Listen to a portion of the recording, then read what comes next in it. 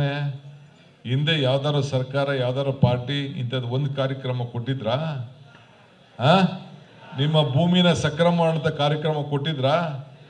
Form 3 ಹಾಕೊಂಡು 53 ಹಾಕೊಂಡು 58 ಹಾಕೊಂಡು ನಿಮ್ಮ ಭೂಮಿನ ರೆವಿನ್ಯೂ ಭೂಮಿಲಾಗಲಿ ಅರಣ್ಯ ಭೂಮಿಲಾಗಲಿ ಜಮೀನನ್ನು ನಿಮಗೆ ಸರಿಯಾದಂಥ ಉಳಿಸ್ಕೊಳ್ಳಿಕ್ಕೆ ಯಾವ್ದಾದ್ರು ಸರ್ಕಾರ BJP ಆಗಲಿ ದಳ ಸರ್ಕಾರ ಕೊಟ್ಟಿತ್ತಾ? ಇದನ್ನು ತಿಳ್ಕೊಳ್ಳಿ. ಏನಿದು ನಾವುಂಟು ನೀವುಂಟು, ನೀವುಂಟು ನಾವುಂಟು. ನಮ್ಮ ಸರ್ಕಾರ ಇರೋದು ನಿಮಗೋಸ್ಕರ, ನೀವಿರೋದು ನಮಗೋಸ್ಕರ. ಈಗ ನಿಮ್ಮ ಸಂಘದ ಅಧ್ಯಕ್ಷರು ನನಗೇನು ಅರ್ಜಿ ಕೊಟ್ಟಿದ್ದಾರೆ, ಏನು ಕೆಲವು ಬೇಡಿಕೆಗಳನ್ನು ಇವತ್ತು ಎಲ್ಲ ಸೇರಿ ಇಟ್ಟಿದ್ದಾರೆ.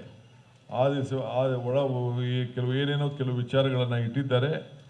ನಮ್ಮ ಸುಮಾರು ಒಂದು ಅರ್ಜಿಯನ್ನು ನಮ್ಮ ಚಂದ್ರಶೇಖರ್ ಅವರು ರಾಜ್ಯಾಧ್ಯಕ್ಷರು ಮತ್ತು ಬೇರೆ ಬೇರೆಯವರೆಲ್ಲ ಸೇರಿ ಏನು ಇಟ್ಟಿದ್ದಾರೆ, ಇದೆಲ್ಲ ಕೂಡ ಖಂಡಿತ ನಾನು ಪರಿಶೀಲನೆ ಮಾಡಿ ನಿಮ್ಮ ಜೊತೆ ನಾನು ಇವತ್ತು ಬಂದದ್ದು ಬೇರೆ ಯಾವ ಉದ್ದೇಶಕ್ಕಿಲ್ಲ. ದೊಡ್ಡ ಕಾರ್ಯಕ್ರಮ, ಸಂವಾದ ಕಾರ್ಯಕ್ರಮ ಇಲ್ಲಿತ್ತು.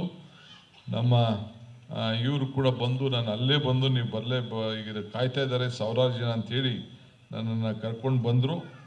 ಸೊ ನಿಮ್ಮನ್ನು ನಾವೆಲ್ಲ ಒಂದು ಉತ್ತಮವಾದಂಥ ಹುದ್ದೆಯಲ್ಲಿ ನಿಮ್ಮನ್ನೆಲ್ಲ ನೋಡ್ಬೇಕು, ನಾವು ನಿಮ್ಮ ಜೊತೆ ಬದುಕಬೇಕು. ನಾವು ನಿಮ್ಮ ಹೇಳಿಕೆಯಿಂದ ನಿಮ್ಮ ಶ್ರಮಕ್ಕೆ ನಾವು ಗೌರವನ ಕೊಡಬೇಕು.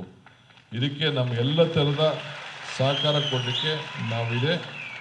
ಸೊ ನೀವು ಮಾತ್ರ ಯಾರು ಕೂಡ ನಿಮಗೆ ನಾನು ಒಬ್ಬ ಆದಿವಾಸಿ, ನಾನೊಬ್ಬ ಟ್ರೈಬಲ್ಲು, ನಾನು ಕಾಡು ಮನೇಲಿದ್ದವನು, ಕಾಡು ಮನುಷ್ಯ ಅಂತ ಹೇಳ್ಕೊಂಡ್ರೆ ನನಗೆ ಅವಮಾನ ಅಂತ ನೀವು ತಿಳ್ಕೊಳಕ್ಕೆ ಹೋಗಬೇಡಿ.